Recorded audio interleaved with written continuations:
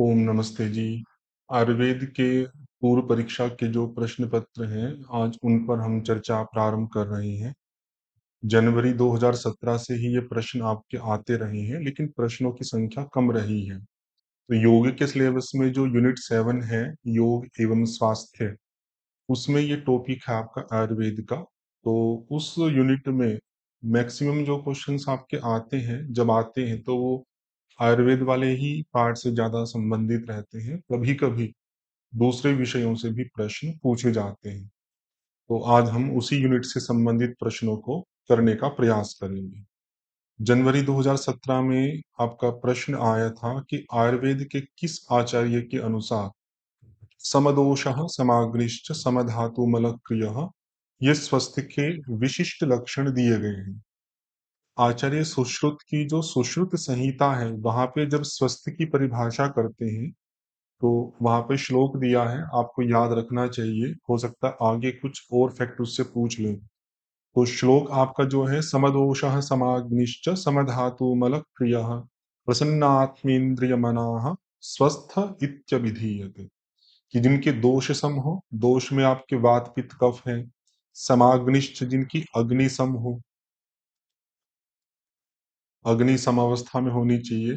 तो अग्नि वहां पर 13 प्रकार की दी गई है। 5 महाभूतों की अग्नि है, 7 धातुओं की अग्नि है और 1 जठराग्नि है। ऐसे 13 प्रकार की अग्नि बताई गई है। ऐसे ही धातु जो है आपकी, वे भी समावस्था में हो, मल क्रिया आदि जो है वो भी समावस्था में हो, और सबसे महत्वपूर्ण बात, प्रसन्न आत्मेन्द्रिय मना हो। आत्मा, इंद्रिय और मन ये प्रसन्न अवस्था में हो, शांत अवस्था में हो, तो उस व्यक्ति को हम स्वस्थ कहेंगे। तो यहाँ पे बहुत साधारण प्रश्न पूछा है। हो सकता आगे इनके अलग अलग अंगों के बारे में भी प्रश्न पूछा जाए।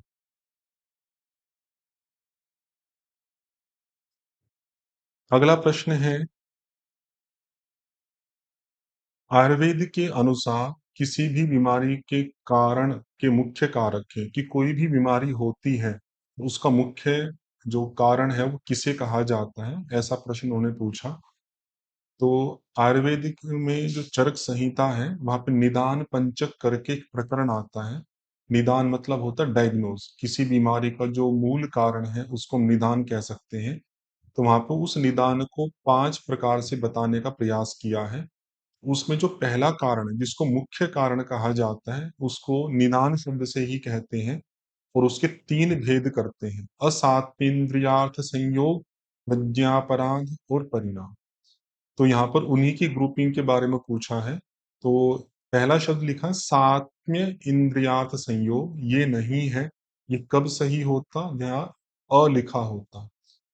इसका अर्थ क्या है? इंद्रिय अर्थ संयोग, इंद्रियों का अर्थ के साथ में जो जुड़ाव है, आंखों का, जिह्वा का, त्वचा का, जितनी भी हमारी इंद्रियां हैं, चाहे वो ज्ञान इंद्रियां हो, चाहे कर्म इंद्रियां हो, या मन आदि हो, उनका अर्थ के साथ संयोग।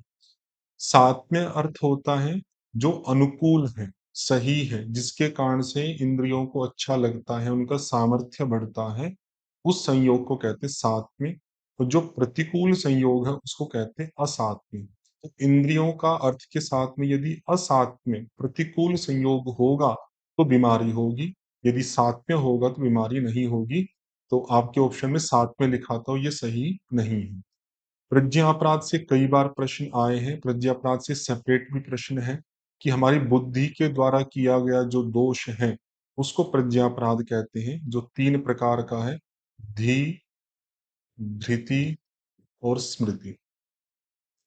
धीभ्रंश तथा धी बोलते विवेक बुद्धि, सही और गलत का विवेक करने वाली जो बुद्धि, उसको धी कहा जाता है, यदि वो गलत काम करे।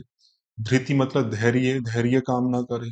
स्मृति अर्थात सही समय पर जो विचार शास्त्र के गुरुओं के उपस्थित होने चाहिए, वे सही से उपस्थित ना हो, वो काम ना करे। तो इनमें यदि भ्रंश उपस्थित हो तो उससे भी रोग होंगे।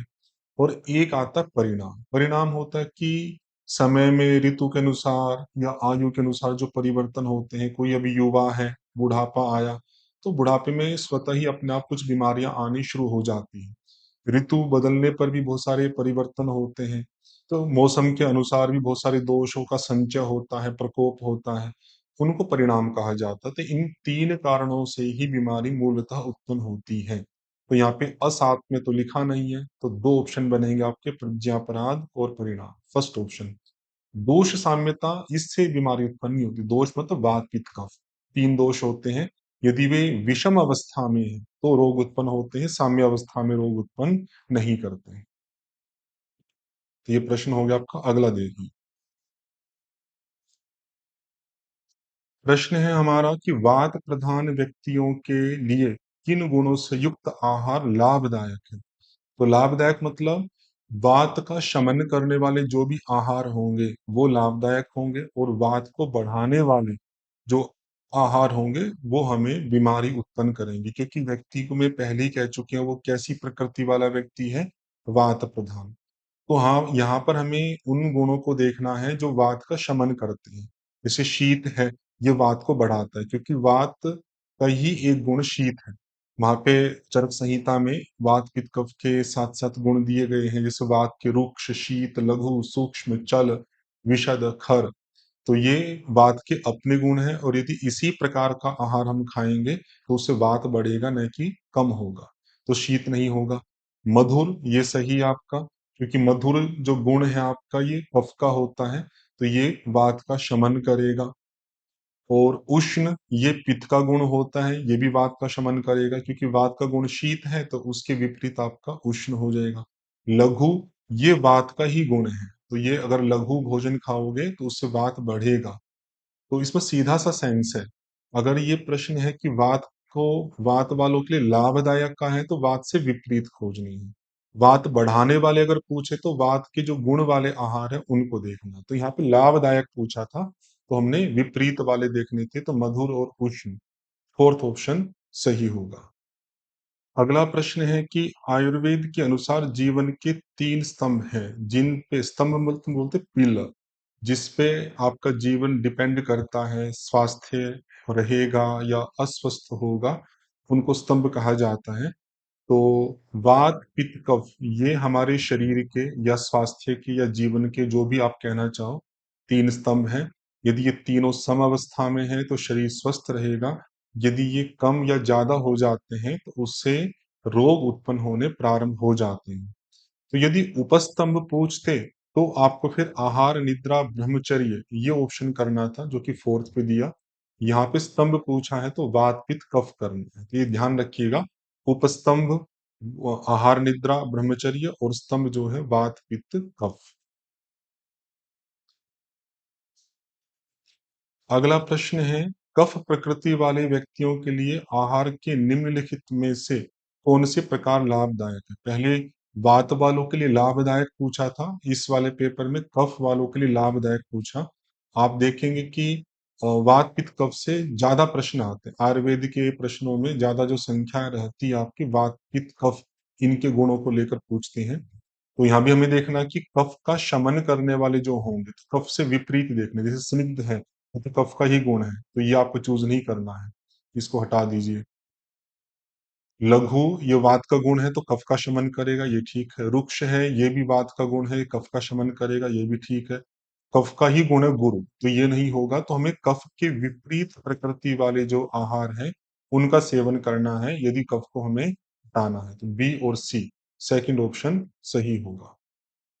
अगला प्रश्न है, मेल करना है अलग अलग जो 6 रस होते हैं, मधुर, अम्ल, लवण, कटु, तिक्त, कषाय, वो वात पित्त कफ को कैसे घटाते या बढ़ाते हैं। तो यहाँ पे घटाने के संदर्भ में पूछा कि कौन सा रस किस वात पित्त कफ को शमन करेगा। तो जो मधुर रस है, जो मधुर रस है वो किसका शमन करता है आपका, वो वात और पित्त को घटाता है। तो क्लास में मैंने इसकी टेबल कराई थी, ये कई बार आपकी परीक्षा में पूछा गया है, आगे भी इसको ध्यान रखिएगा। तो कौन कैसे कैसे शमन करेगा। तो मधुर रस है वो वात और पित्त को घटाएगा। जो अम्ल रस है, अम्ल रस किस किस को घटाता है आपका, वो वात को घटाता है घटाने में, क्योंकि वात का शमन करने वाले 3 रस है, मधुर, अम्ल, लवण, तो वो वात को घटाएगा। और जो कटु रस है आपका, वो किसको घटाएगा, कफ को घटाता है। तो सी का आपका हो जाएगा 4, क्योंकि जो कफ है उसको 3 रस शमन करते हैं, टू पित्त कषाय, और पित्त का शमन करते हैं मधुर तिक्त कषाय। ऐसे आपको याद रखना चाहिए। और कषाय जो रस है वो किसका शमन करेगा? पित्त और कफ का करेगा। तो मैचिंग करेंगे तो आपका ऑप्शन जो सही बनेगा वो सेकंड हो जाएगा। अगला प्रश्न डब्ल्यूएचओ के अनुसार स्वास्थ्य की परिभाषा को लेके पूछा गया है, ये आपके सिलेबस में है। जो यूनिट 7 वहां पे लिखा हुआ है कि विश्व स्वास्थ्य जो संगठन है, वर्ल्ड हेल्थ हेल्थ ऑर्गेनाइजेशन, वो स्वास्थ्य को किस रूप में डिफाइन करते हैं? तो वहां पर स्वास्थ्य के 3 डायमेंशंस को इंक्लूड किया है, physical, mental and social wellbeing. वहाँ पे स्पिरिचुअल वाले को इंक्लूड नहीं किया है। वैसे व्याख्याकारों ने बाद में बताने का प्रयास किया है कि ये भी वेलबींग होनी चाहिए, लेकिन डब्ल्यूएचओ ने 3 को ही इंक्लूड किया है, फिजिकल, मेंटल एंड सोशल। सीधा फैक्ट है आपका। तो इसमें जो इंक्लूड नहीं किया वो हमें बताना था, तो वो थर्ड ऑप्शन हो जाएगा। अगला प्रश्न है, आयुर्वेद की परिभाषा दी है चरक संहिता में। तो आयुर्वेद का लक्षण दिया है कि जो 4 प्रकार की आयु के लिए हितकर अहितकर आहार है, जिसका उल्लेख जिसमें किया गया है, उसको आयुर्वेद ग्रंथ कहा जाता है। आयु का वेद, अर्थ क्या बनता है? आयु का वेद। तो वहां पे 4 प्रकार की आयु, हितायु, अहितायु, सुखायु, और चौथी जो आयु है वो दुखायु, दीर्घायु नहीं है। तो यही पूछा कि किस आयाम का उल्लेख वहां पे नहीं किया, तो दीर्घायु का उल्लेख नहीं है। वहां पे 4 प्रकार की आयु है, हित, अहित, सुख और दुख वाली। अगला प्रश्न है, सत्व, रजस और तमस के आधार पर मानस प्रकृति की कुल संख्या है। चरक संहिता में मानस प्रकृतियां दी गई है, तो टोटल जो संख्या है उनकी 16 है, लेकिन आपको अलग अलग भी याद रखनी चाहिए। जो सात्विक प्रकृति है उसके लिए वहां पे शब्द यूज किया गया है शुद्ध प्रकृति, जो कि 7 प्रकार की होती है, ब्रह्म, आर्ष, ऐन्द्र, याम्य, वारुण, कौबेर, गांधार। और जो राजस प्रकृति है वो 6 प्रकार की है, आसुर, राक्षस, पैशाच, सार्प, प्रेत और शाकुन। जो तामस वाली प्रकृति है वो 3 प्रकार की होती है, पाशव, मात्स्य, वानस्पत्य। तो ये इन जो देवता है या असुर राक्षस है या वनस्पति है, पशु है, मछली है, इन सब के द्वारा मनुष्यों की प्रकृति को डिफाइन करने का प्रयास किया है। इससे भी प्रश्न आगे पूछे जाएंगे। या टोटल संख्या पूछी है, हो सकता आगे अलग अलग भी पूछ ले कि शुद्ध प्रकृति कितनी है, राजसिक कितनी है, तामसिक कितनी है, मैचिंग आ सकती है। तो यहाँ पे फोर्थ ऑप्शन आपका सही होगा। अगला प्रश्न है, पित्त प्रकृति वाले व्यक्तियों के लिए आहार के निम्नलिखित में से कौन से लाभदायक है? पहले वात का पूछा गया, कफ का पूछा गया, इस वाले पेपर में पित्त के बारे में पूछा। तो पित्त के जो 7 गुण है वहां पे सस्नेह, उष्ण, तीक्ष्ण, द्रव्य, अम्ल, सर, कटु, तो उनसे जो विपरीत होंगे उनको हमें चूज करना है। तो अम्ल तो पित्त का गुण है तो लाभदायक नहीं होगा। मधुर कफ का गुण है वो लाभदायक होगा। कटु पित्त का गुण है वो लाभदायक नहीं होगा। शीत वात का गुण है और कफ का भी गुण है, ये पित्त वालों के लिए लाभदायक रहेगा। बी और डी, बी और डी फर्स्ट ऑप्शन हमारा सही होगा। अगला प्रश्न है, आयुर्वेदिक ग्रंथों के अनुसार बीमारियां मुख्य रूप से किस कारण होती हैं? तो बीमारी को कारण हमें बताना है और किसको बेस करके बताना है? आयुर्वेदिक ग्रंथ। तो दोष का असंतुलन, ये भी सही लग रहा है। प्रतिरोध क्षमता की हानि, जो रेजिस्टेंस पावर है इम्यून सिस्टम वो कम होना, ये भी सही सा लग रहा है। पोषण, ये भी ठीक लग रहा है। धातु का असंतुलन, ये भी ठीक लग रहा है। लेकिन यहाँ पे दो दो की ही ग्रुप है, चारों नहीं है। तो अब हमें क्वेश्चन पे फिर दोबारा फोकस करना है कि हमें किसके बेस पे बताना है? आयुर्वेदिक ग्रंथों में। और आयुर्वेद में मुख्य जो फोकस है वो आपका वात, पित्त, कफ और धातु, 7 धातु, उन पे ही फोकस रहता है। तो धातु साम्यम प्रयोजनम ऐसा करके चरक संहिता में आता है कि जिनके वात, पित्त, कफ ये और 7 धातु सम अवस्था में है वो स्वस्थ है, और यदि ये विषम अवस्था में हो जाती है तो बीमारियां उत्पन्न होती है। तो दोष का असंतुलन ये है आयुर्वेद के आधार पर, और धातुओं का असंतुलन। बाकी जो है वे रोग में कारण हो सकते हैं, लेकिन आयुर्वेद के मुख्य फोकस में ये दो ही चीजें हैं, दोष और धातु। तो A and D fourth option सही हो जाएगा। अगला प्रश्न, 7 धातुओं का क्रम पूछा है निर्माण के आधार पर कि पहले किसका निर्माण हुआ, फिर उसके बाद। तो सात धातुओं में से पांच इन्होंने दी है, उनका उचित क्रम में व्यवस्था पूछी है। तो वैसे सात धातुओं का क्रम क्या होता है? रस, रक्त, मांस, मेद, अस्थि, मज्जा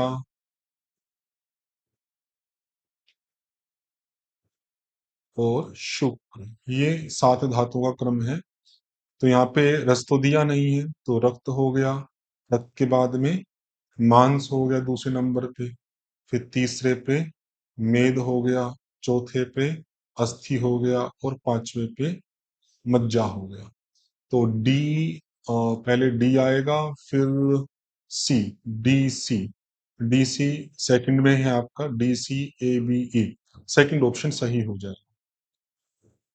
जुलाई 2018 के प्रश्न देखिए, प्रज्ञा अपराध, ये पहले भी रिपीट हुआ था। मैंने कहा था आपका, जब बीमारियों का मूल कारण माना था असात्व इंद्रियार्थ संयोग, प्रज्ञापराध और परिणाम, वहां पे मैंने तीनों की व्याख्या की थी। वहीं प्रज्ञा अपराध में मैंने कहा था कि तीन सम्मिलित किए जाते हैं, धी भ्रंश, धृति भ्रंश और स्मृति भ्रंश। तो मनोवृत्ति भ्रंश वहां पे इंक्लूड नहीं किया गया है। तो यही पूछा था कि कौन सा सम्मिलित नहीं है, तो ये हमारा थर्ड ऑप्शन सही हो जाएगा। अगला प्रश्न है, वात प्रकृति वाले व्यक्तियों के लिए कौन सा आहार लाभदायक नहीं है? ऐसे प्रश्नों में बहुत सावधानी रखनी चाहिए आपको। कई बार हम क्या करते हैं, फ्लो फ्लो में लाभदायक ऐसा करके और प्रश्न करना प्रारंभ कर देते हैं। तो प्रश्न को पहले ध्यानपूर्वक पढ़ लें, उनके कीवर्ड्स को एक्सट्रैक्ट करके फोकस में रखें कि यहाँ पे लाभदायक है ऐसा नहीं पूछा, यहाँ पे क्या पूछा, लाभदायक नहीं है। तो लाभदायक कौन सा नहीं होगा? जो वात को बढ़ाने वाले होंगे। तो इन चारों में से वात गुण वाले जो आहार है उनको चूज करना है। तो वात गुण वाले में कौन कौन से हैं? वात की प्रकृति शीत है तो शीत बढ़ाएगा। वात की प्रकृति रुक्ष है तो रुक्ष भी वात को बढ़ाएगा। स्निग्ध कफ की प्रकृति है या थोड़ी बहुत पित्त की प्रकृति है, ये वात को बढ़ाएगा नहीं, वात को कम करेगा, तो ये लाभदायक होगा। वात के लिए लाभदायक नहीं पूछा आपसे। गुरु है, ये कफ का है, तो ये भी वात का शमन करेगा, वात को बढ़ाएगा नहीं। तो गुरु वाला जो ऑप्शन है वो भी आपका ठीक नहीं है। तो हमारा जो बनेगा सही, जो वात को बढ़ाने वाला है अर्थात लाभदायक नहीं है, वो ए और सी होगा, फोर्थ ऑप्शन। अगला प्रश्न कथन कारण संबंध में है। ठंड या स्वस्थ जीवन शैली के लिए यौगिक आहार वांछित है। ये बिल्कुल सही है। आप चाहे चरक संहिता के आधार पे देखो, गीता के आधार पे देखो, युक्ताहार विहार से युक्त चेष्टस्य कर्मसु, सब में कहा है कि यदि हम चाहते हैं कि हमारी जो लाइफ स्टाइल है वो हेल्दी हो, तो जो डाइट है हमारी वो यौगिक के अनुसार होनी चाहिए। तो कथन सही है। दूसरा कथन भी देखते हैं, जीवन शैली का प्रबंधन योग के उद्देश्यों का अभिन्न अवयव है। कि हमारा लाइफस्टाइल जो है उसको मैनेज करना, तो कौन करता है मैनेज? जो हमारा योग है, उस योग के बहुत सारे ऑब्जेक्टिव्स हैं, उनका ही एक कंपोनेंट है जीवन शैली का प्रबंधन। तो वही लिखा, managing lifestyle is an integral component of various AIIMS and objectives of yoga. योग हमारी जीवन शैली को रेगुलेट करता है, प्रबंधित करता है, मैनेज करता है, ये भी बात सही है। दोनों इंडिपेंडेंटली सही है। अब हम चेक करेंगे कि क्या ये इसका कारण है या नहीं है। कारण के लिए हमें पहली स्टेटमेंट में फोकस देखना कि किस पे है, कि स्वस्थ जीवन शैली के लिए यौगिक आहार वांछित है, यौगिक आहार चाहिए। अब क्यों चाहिए, तो उसमें क्यों में क्या आता कि यौगिक आहार स्वस्थ स्वास्थ्य कैसे मेंटेन करता है, हमारी जीवन शैली का कैसे सुधार करता है, रोगों से कैसे दूर करता है। यदि इस प्रकार की बातें होती तो वो उसके कारण की व्याख्या कर रहा होता। यह तो एक स्वतंत्र बात कह दी। पहले में तो कहा कि अच्छे जीवन के लिए यौगिक आहार चाहिए। दूसरी बात ये कह दी कि हमारी जो जीवन शैली है, लाइफस्टाइल है, उसमें एक कंपोनेंट है आपका, कि जो आपके जीवन शैली का प्रबंधन योग का ही एक उद्देश्य है। तो दोनों एक डिफरेंट बात है। यद्यपि ये भी जीवन शैली की बात कर रहे हैं, ये भी जीवन शैली, लेकिन दोनों फोकस क्या है, ये स्वस्थ जीवन शैली की बात कर रहे हैं, ये जीवन शैली के मैनेजमेंट की बात कर रहे हैं। तो दो अलग अलग टॉपिक होने के कारण से इनके बीच में कारण कार्य संबंध नहीं होगा। तो ये कहेंगे कि दोनों स्वतंत्र रूप से सही है, लेकिन सही व्याख्या नहीं है। तो सेकंड ऑप्शन इसमें सही हो जाएगा। Second option. अगला प्रश्न भी कथन कारण के ही संदर्भ में है। राजसिक आहार योगाभ्यासी के लिए लाभदायी नहीं होता। बिल्कुल सही बात है। योगाभ्यासी के लिए कौन सा आहार अच्छा होता है? सात्विक आहार। राजसिक हो या तामसिक आहार हो, वो योगाभ्यासी के लिए अच्छा नहीं माना जाता है। तो सही है पंक्ति।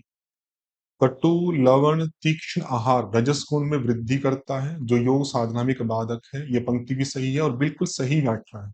लाभदायी क्यों नहीं होता राशिक आहार? उसी की व्याख्या की। क्योंकि राशिक आहार जो है वो कैसा होता है? तो पहले बताया कि कटु, लवण, तीक्ष्ण, इन गुण वाले आहारों को राजसिक आहार कहा जाता है। तो जब इन रासिक आहार का हम सेवन करेंगे तो उसका परिणाम क्या होगा? रजस गुण में वृद्धि। रजस गुण बढ़ेगा हमारे शरीर में। और साधना के लिए रजस गुण चाहिए, सात्विक गुण। हमें सात्विक गुण चाहिए, राजसी गुण नहीं चाहिए। तो यदि राजसी गुण बढ़ता है हमारे अंदर, तो योग साधना में बाधा उपस्थित होगी। तो बिल्कुल स्पष्ट बता रहा है कि क्यों बाधक है, क्यों लाभदायी नहीं है। तो दोनों सही भी है और सही व्याख्या भी है। इसमें कोई अस्पष्टता नहीं है। तो पहला ऑप्शन सही होगा। अगला प्रश्न भी कथन कारण से ही है। कटु, तिक्त और कषाय रस प्रधान आहार।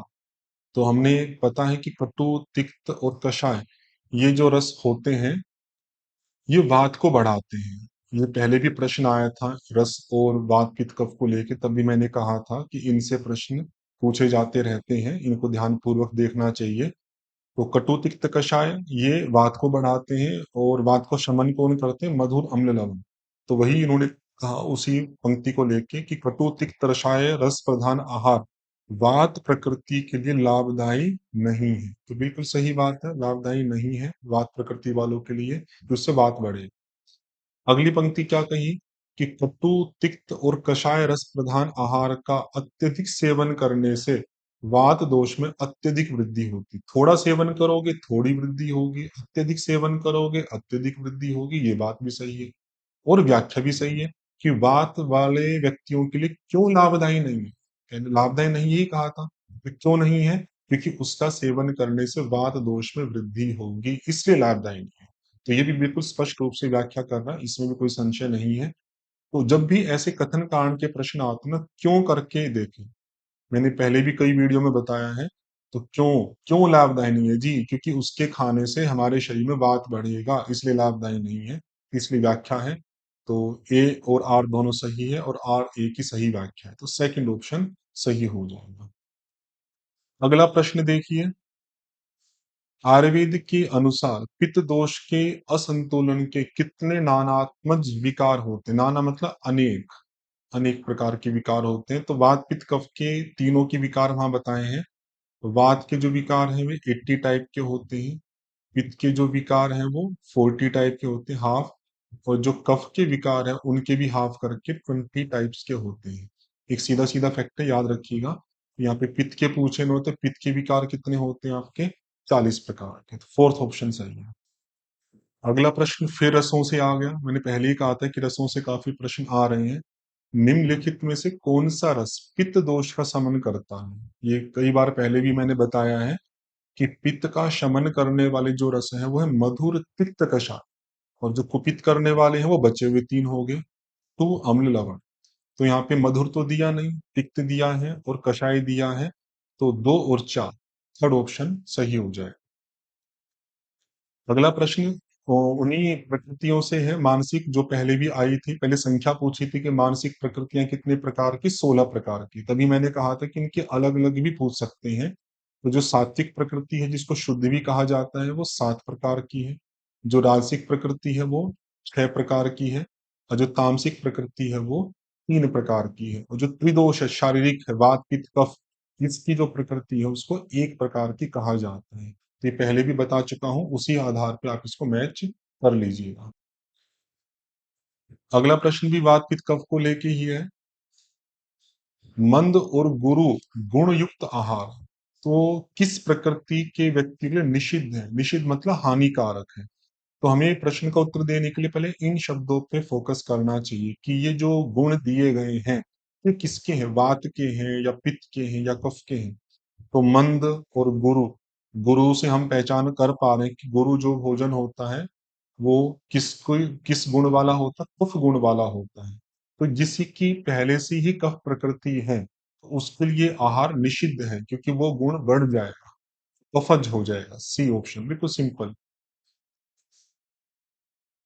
अगला प्रश्न है कि कफ दोष में किन महाभूतों की प्रधानता होती है? तो कफ जो दोष है, वो 5 महाभूतों में किससे जुड़ा हुआ है? जल से। कि कफ भी आपका है, वो तरल टाइप का होता है और जल भी तरल है। तो आप इसको ऐसे ध्यान रख सकते हैं कि उत्पत्ति क्रम जो होता है, उसमें पहला जो तत्व है वो आकाश, आकाश उत्पन्न होता है। आकाश के बाद में आपका वायु, वायु के बाद में आपका अग्नि, अग्नि के बाद जल और जल के बाद पृथ्वी। तो चूंकि जल का संबंध कफ से है, जैसा कि आयुर्वेद में कहा है, तो जल के बाद का जो तत्व है उसमें भी कफ का अंश आएगा, वो है पृथ्वी। तो 2 महाभूत आपके हो जाएंगे इसमें, बी और सी, जल और पृथ्वी। क्योंकि कार्य में कारण के गुण होते हैं, तो पृथ्वी का कारण जल है, तो जल के जो गुण होंगे वो पृथ्वी के अंदर भी आएंगे। इस आधार पर मैंने कहा कि जल और पृथ्वी 2 महाभूत होंगे, बी और सी। ये हमने क्लास में पढ़े भी थे, आपके नोट्स में दिए भी हैं कि कौन कौन से दोषों में किन किन महाभूतों की प्रधानता स्वीकार की जाती है। जैसे पित्त है, उसमें अग्नि की, जो वात है उसमें आकाश और वायु की प्रधानता स्वीकार की जाती है। तो थर्ड ऑप्शन सही हो जाएगा। अगला प्रश्न है, वो भी आपके रसों से ही संबंधित है। पहले भी कई प्रश्न आ चुके हैं रसों और वात पित्त कफ से। पहला कथन दिया, अम्ल और लवण रस प्रधान जो आहार है वो वात शामक होता है। ये बिल्कुल सही बात है, क्योंकि वात का शमन करने वाले कौन से रस होते हैं? मधुर, अम्ल, लवण। तो यहाँ पे 2 के बारे में लिखा है, ये सही बात है। दूसरी पंक्ति है, अम्ल और लवण रस प्रधान आहार वातज विकार से पीड़ित व्यक्तियों के लिए अपथ्य है। ये बिल्कुल उल्टी बात कह दी। जैसे ऊपर इन्होंने क्या लिखा था कि उनके लिए अच्छा है, यहाँ अपथ्य कह दिया। तो इसी पंक्ति का विपरीत दिया है। अगर वातज से पीड़ित व्यक्ति है और अम्ल और लवण का सेवन करता है, तो वो अच्छा होगा, उसके लिए पथ्य होगा, अपथ्य नहीं होगा। तो ये पंक्ति गलत है। तो जब गलत होगी तो हमें कारण आदि देखने की आवश्यकता नहीं है। कारण तो तभी देखना पड़ेगा जब दोनों स्वतंत्र रूप से सही हो, तो हम कहेंगे कि ए सही है और आर गलत है। थर्ड ऑप्शन सही होगा। अगला प्रश्न फिर आपका वही रसों से लेकर पूछा गया है। देखो कितनी बार प्रश्न आए हैं, रस से और बात पित्त कफ से, कि कफ प्रकृति वाले व्यक्तियों के लिए कौन से रस वाला भोजन लाभकारी है? तो कफ का शमन करने वाला जो रस है आपका, वो है कटु तिक्त कषाय। ये नहीं है, ये नहीं है, कटु है आपका, तिक्त है और कषाय। कषाय दिया नहीं है। 2 ऑप्शन आपके बनेंगे, सी और डी। फोर्थ ऑप्शन सही होगा।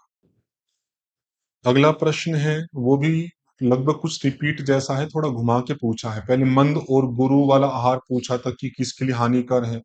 अब लाभप्रद पूछ लिया। पहले वाले में पेपर में निषिद्ध पूछा था, अब लाभ, कि गुरु गुण की प्रधानता वाला आहार किन प्रकृति वाले व्यक्तियों के लिए लाभप्रद होता है?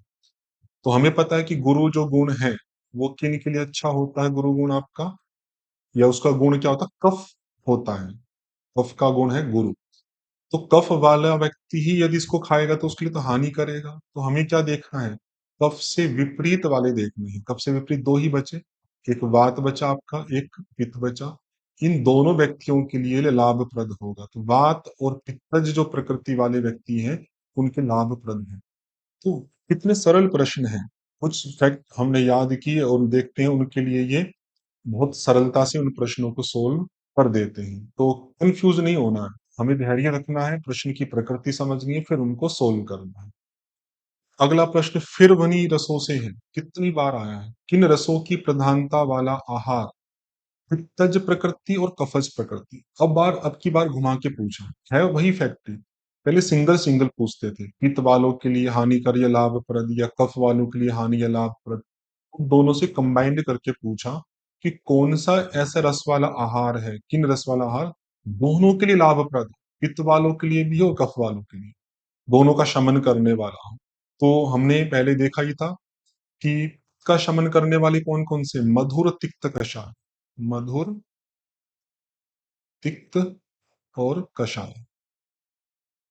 और जो कफ का करने वाले हैं वो है कटु, कषाय। तो दोनों में जो भेद है वो एक का ही है, मधुर और कटु का, ये दोनों सेम है। अर्थात तिक्त कषाय वो पित्त और कफ दोनों का शमन करते हैं, जो कि प्रश्न उन्होंने पूछा है। तो ये और ये, बी और डी, सी ऑप्शन आपका सही होगा। अगला प्रश्न है, आयुर्वेद के अनुसार भोजन के दौरान आमाशय के कितने भाग को रिक्त छोड़ा जाए? तो हठ योग के जो ग्रंथ हैं या फिर योग उपनिषद हैं, जो हठ के ही फोकस पार्ट को बताते हैं, तो वहां पे क्या आता है कि 1/4 जो हिस्सा उसको खाली छोड़े, 3/4 को खाएं। अर्थात अगर हम पेट के 4 हिस्से करते हैं, 4 हिस्से, तो 2 हिस्से भोजन से, एक हिस्सा पानी से और एक हिस्सा वायु के लिए खाली छोड़ा जाता है। तो खाली वाले पोर्शन के लिए 1/4 है। लेकिन आयुर्वेद के अनुसार माना जाता है कि पेट के 3 भाग यदि हम करें, इक्वल 3 भाग अगर करते हैं हम, जैसे ही बनेगा 3 भाग, 1 2 3, तो इन 3 भागों में से 2 भाग भोजन पानी से और जो तीसरा भाग है वो खाली छोड़ना चाहिए। तो ये याद रखिएगा, 1/3 पोर्शन है जो रिक्त छोड़ना चाहिए। अगला प्रश्न बिल्कुल साधारण है कि आयुर्वेद के अनुसार रस कितने प्रकार के होते हैं? तो 6 प्रकार के हैं, मधुर, अम्ल, लवण, कटु, तिक्त और प्रशांत। उसके बाद कई सेशन में आयुर्वेद का कोई प्रश्न नहीं आया, जुलाई 22 में, फेब 23 में, जून 23 में, दिसंबर 23 में। फिर जो प्रश्न आया आपका वो जून 2024 में आया, जो साक्षात आयुर्वेद से नहीं था, लेकिन उसी यूनिट में जो योग एवं स्वास्थ्य वाली 7th यूनिट है, उसमें और फैक्ट दिए, उनसे प्रश्न है, तो उसको आप देखिए। तो वहां पे सिलेबस के अंदर ही एक टॉपिक दिया है कि रोग की शारीरिक अभिव्यक्ति और मानसिक और भावनात्मक अभिव्यक्ति, मतलब भावनात्मक अस्वस्थता। तो शारीरिक या शरीर से फोकस्ड जो रोग है या अस्वस्थता है, उसमें क्या क्या लिए हैं, योग सूत्र के जो चित्त के विक्षेप उपविक्षेप है, 9 विक्षेप थे हमारे, और 5 उपविक्षेप थे। उनको ही रिलेट करके ये टॉपिक उन्होंने बनाया है अपने हिसाब से। तो 9 विक्षेपों में 2 ले लिया आपके शरीर वालों में, व्याधि, आलस्य। शरीर वाला जो पोर्शन था आपका, शरीर में विक्षेप में से 2 लिए, व्याधि और आलस्य, और 3 लिए उपविक्षेपों में से, लास्ट के जो 3 थे आपके, अंगमेजयत्व, अंग वाला, श्वास वाला और प्रश्वास वाला, श्वास और प्रश्वास। बाकी जो बच गए, जैसे विक्षेप 9 थे तो बाकी बच गए 7, उपविक्षेप 5 थे तो बाकी बच गए 2। तो ये 9 जो थे, इनको मानसिक रुग्णता के रूप में देखा जाता है, जो कि यहाँ पे प्रश्न पूछा गया है। तो अब देखो कौन कौन से होंगे मानसिक वाले में। तो व्याधि नहीं है, दोर्मनस्य है, अंगमेजत्व नहीं है, स्त्यान है और अविरति है। तो B D E, B D E first option सही होगा। सितंबर 2024 में फिर वैसा ही प्रश्न पूछ लिया आपका कि खराब मानसिक स्वास्थ्य के घटक है, उसी तरह का प्रश्न है। तो कौन कौन से होंगे? प्रसन्नता, ये तो मानसिक स्वास्थ्य के खराब का नहीं है। स्त्यान है आपका, संतोष नहीं है। प्रमाद है, दौर्मनस्य, जो ऊपर फैक्ट मैंने बताया था उसी के बेस पे याद रखिएगा, B D E first option सही हो जाएगा।